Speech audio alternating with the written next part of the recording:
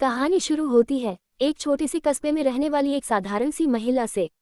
नाम था उसका सीमा। सीमा कोई बड़ी अमीर नहीं थी, न उसका परिवार बहुत बड़ा। बस एक छोटा सा घर, पति, 2 बच्चे और रोजमर्रा के खर्च जैसे हर भारतीय घर में होते हैं। लेकिन इस कहानी की असल नायिका सीमा नहीं।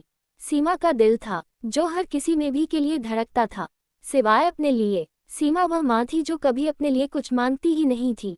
सीमा का एक छोटा सा सपना था। बाजार में एक जगह वह एक लाल सा सैंडल रोज देखती थी।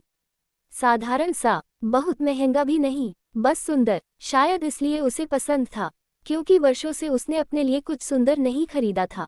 लेकिन हर बार जब वह उस दुकान से गुजरती, वह रुकती, एक पल मुस्कुराती, फिर चुपचाप आगे बढ़ जाती, क्योंकि उसके मन में एक ही बात रहती, घर में दाल खत्म हो रही है, पहले वह ले लूं। बच्चों के स्कूल में फीस जमा करनी है, सैंडल फिर कभी ले लूंगी। पति की शर्ट पुरानी हो गई है, उन्हें नई दिला दूंगी। वह हमेशा खुद को आखिर में रखती थी। एक दिन बड़ा बेटा कॉलेज से लौटा, थोड़ा चिड़चिड़ा, थोड़ा थका हुआ। धीरे से बोला, माँ, मेरे दोस्तों ने पार्टी रखी है, 500 रुपये देने होंगे। सीमा का दिल धड़का। घर में सिर्फ 700 रुपये बचे थे। आज ही राशन खत्म होने वाला था।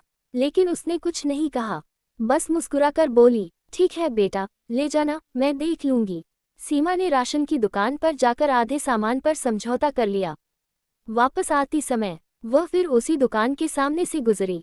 वही लाल सैंडल दुकान के शीशे के अंदर उसी जगह रखी थी। वह कुछ सेकंड रुक गई, मन हुआ, लेकिन फिर सोच आई, कल बेटी को स्कूल प्रोजेक्ट के लिए चार्ट पेपर चाहिए। सबके काम पहले हैं, मेरे बाद में। और वह फिर आगे बढ़ गई। समय गुजरता गया, बच्चे बड़े होते गए, पति की नौकरी चलती रही। सीमा वही रही, मुस्कुराती हुई, चुपचाप सब कुछ करने वाली। पर एक दिन घर में कुछ हुआ जिसने सबको बदल दिया। सीमा अचानक बीमार पड़ गई। पहले तो सभी को लगा थकान होगी, आराम कर लेगी तो ठीक हो जाएगी। लेकिन थकान गहरी थी, सिर्फ शरीर की नहीं, दिल की भी। डॉक्टर ने कहा, इसे कमजोरी नहीं, थकावट नहीं, ये इग्नोरेंस है।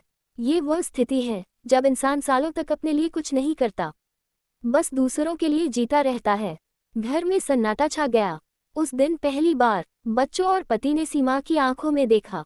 वह थकी हुई थी, बहुत ज्यादा। जब सीमा घर वापस आई, वह बिस्तर पर थी, चुप, शांत और मुस्कुराहट रहित।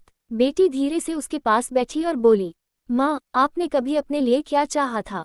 सीमा ने हल्की मुस्कान दी, कमजोर सी, बहुत धीमी आवाज में बोली, कुछ नहीं। बच्ची की आंखें भर आईं।